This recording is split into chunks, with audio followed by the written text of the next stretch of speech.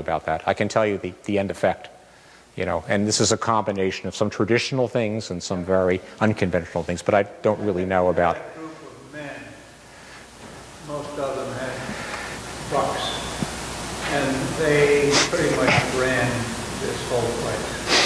And they made decisions. So they probably told the architect what he could or couldn't do. Okay. That's, yeah, I'm sure that's quite correct. So that's our church is pretty much that way. That's the architect's original drawing on the left. Doesn't show the back end very well, but you can see, you know, the congregational part is very long, very narrow, very woody. Wood is the material of you know, of nature, of the earth. The windows, all these windows are square windows, and they sit pretty firmly, you know, right on their wood bases. So they respond to gravity. They anchor to gravity, except for the window in the back. You know, that window in the back is the floating window. It's the heavenly window. It doesn't rest on the ground. It hovers in midair. So that is the magical spiritual window. That is the window that, you know, you expect in all eternity to kind of float and hover in that space.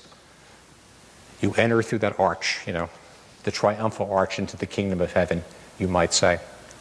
I have a question. This was always a Unitarian, but still it resembled all the Christian elements back then. Was it more aligned with Christianity then? Yes, back then, Christianity, this was a Christian church. Oh, okay. That's Still Unitarian. still a Unitarian, but a Unitarian Christian church. Yeah. Okay, I got it. I'm sure that the imagery and layout, you know, was totally compatible when it was built in those decades. Increasingly over time, it's less appropriate for how we function. Solomon was a famous Unitarian theist. Solomon? Solomon. Sullivan. I'm sorry. Yeah. Solomon. Brought up Catholic. Sullivan. Well, Solomon was a Unitarian too. Yeah, but he was a theist. Somebody believes in God.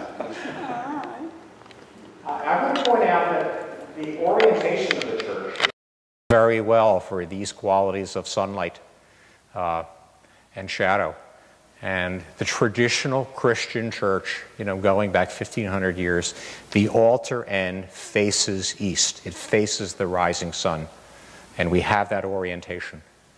You know, that's to the east.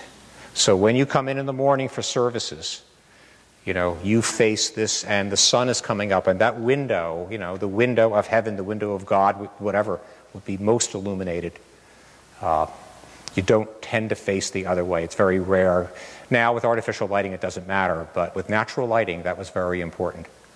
So that's the way the sun works around our site. Rises behind the altar table, you know, sets over Lincoln Drive, midday sun, you know, to the south. In the summertime, it's very high. Maybe at noontime, it's sort of 80 degrees out of 90 degrees. But there's a lot of trees there, deciduous trees, and they would shade it and keep it relatively cool in those days. And in the winter, the solstice, the sun angle is maybe 30 degrees above horizon, a very low angle. And so the sun would come streaming in. And of course, the trees were deciduous, so you would lose your leaves. So it doesn't work today because it's a very cold day. It's kind of gloomy. The trees still have their leaves. But in fact, our heating bills are a little bit less than they would be because this church was placed in the right location to kind of pick up some warmth from the sun. And that was very important. You could never heat, you know, a Christian cathedral in Europe. You had to kind of work with sun angles to keep people relatively warm. This is around back now. I'm leading you to the back. And again, parcels were bought over time. You can see we added a good bit of land on all sides. Some of it's been sold off. I'm not sure when it happened, but we did buy the land of the parking lot in the Grove and back at access to Johnson Street. And here is some views of the back, a lot of which are very lovely. The Memorial Garden is a beautiful, you know, installation between the parking lot and the Grove itself. the woodland on the left, where the water course runs and the ferns are. On the north side, on the south side of the church is really quite lovely. So it's got very beautiful areas, and it's quite a lot of square footage that you have back there as well. We have the parking lot. We need parking lots. That was never anticipated in 1926, but certainly, people need to drive and access not only Sunday services, but all the many activities. These parking lots are, rarely attractive. It's a parking lot. It's asphalt and it's cars. But the Grove is actively used by, by school children, by seasonal activities on the outside, by outside rentals, weddings. My own daughter, who lives in Vermont, was married in the Grove about 12 years ago. She's very much a country girl. I'm the architect. I was really hoping for rain. I really wanted to have it inside the church, but trees are okay. And here it is at night. And I know there's overhead lighting, but it's a little dicey at night for many of the evening activities and events. You have to just kind of be a little bit careful. It is not really optimal because the church doesn't open up in this direction.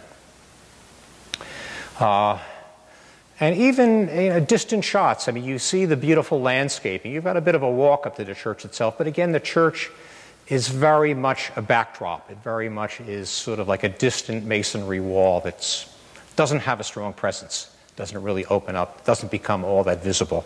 At a distance, you might not even terribly notice it. It sits so low and long to the ground. And get up close, and it may not be a lot better. I love the natural stone. I'm glad it wasn't whitewashed. But these entrances, which were all added at a later date and absolutely needed, for sure, they're certainly less than an inviting way to kind of bring people. This is how America is today. Everybody who has a freestanding house has a front door and a grand staircase that you use for weddings, and you use when, maybe your grandmother visits. But usually you park in the back and you enter through the mud room, and that's the functional way in which you really use your house for the most part. And this is like entering through the mud room of the Unitarian Church. It was never designed that way, but in fact, this is what really works, and it's really necessary. So you're looking at the plan, the layout of the church and the nursery school off to the side, the parking right there. Some trees scattered around. This is the master plan that was adopted by the church in 2009, which is meant to guide further development as the church grows for activities. And of course, it's going to happen to the back, and it's going to happen to connect parking, to the church itself, but do it in a far more inviting, far more contemporary way. Take nothing away from the existing church itself, but open up to the back. So you can see here in the gray, I didn't realize I could point, you can see a new entry is opening to the left on the corner of where the minister's office is at the present time, and that would connect to downstairs as well. And a new classroom, meeting room wing would extend on the other side of that, on a diagonal, to follow the property line itself. So this depends on funding, depends on membership, depends on a lot of issues that aren't really relevant to me talking about it, but this is, our future is to kind of grow and expand toward the back. And as a last picture here, this is the perspective by the architects Brouwer and Hauptmann of what it would look like in the back should this come to pass. So this would become the new front and not the back. You can still see the assembly room right in the center, and that would have a glassed-in loggia corridor, so you could circulate behind it without going through it. You can still see that very much in the center. In this picture, you could see the original church tower, somewhat at a distance back there. I worked on a pledge committee 1 year where I was proposed using a drawing of the church bell, the church tower, as the motif for the brochure. Well, many people did not even realize that was our church tower because they've never really looked at the church from that side to know we even had a tower. So it's not all that important. But what you see is a new entry off to the left, And you see the proposed classroom wing off to the right. They're going to use, the proposals to use the same mosaic and schist selectively, introduce a lot more glass, a lot more efficiency, use the same kind of low copper roofs, and basically, open up the back so it becomes a really inviting and still actively used space in the back. And that is where our future lies.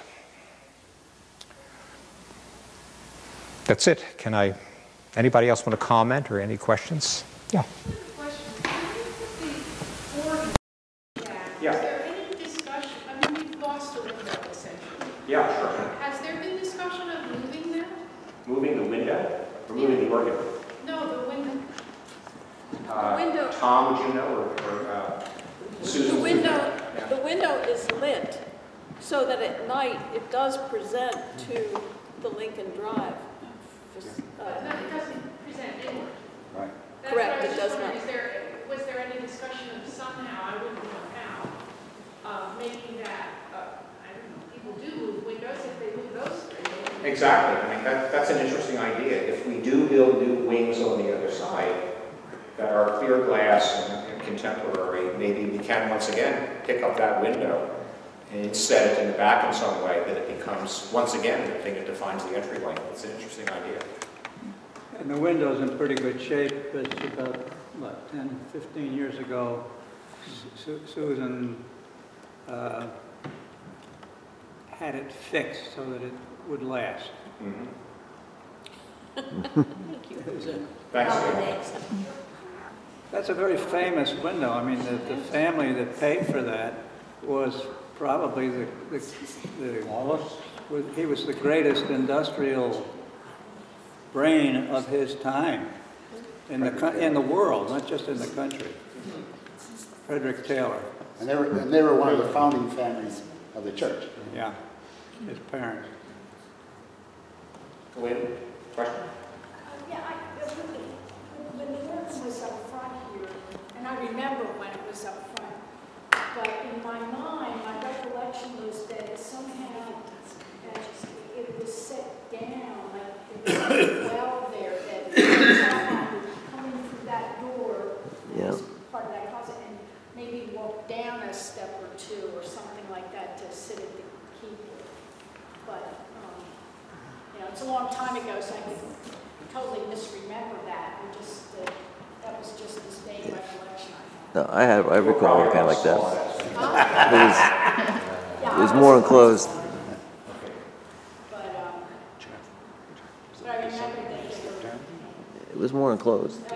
mirrors, so that the choir sitting up front could see him directing, or he could see them, or whatever. Yeah, it doesn't look like it's set down. Yeah. Totally wrong. It was more enclosed than that. It was. Yeah, in the 60s, 50s and 60s. You were part of the battles. I jumped in it and ran, yeah. Snuck in through the door. I guess with the lighting on the altar window, I was saying we could make the sun rise in the east even in the dark. That's true. That's true. Thank you, John. My pleasure. Thank you all.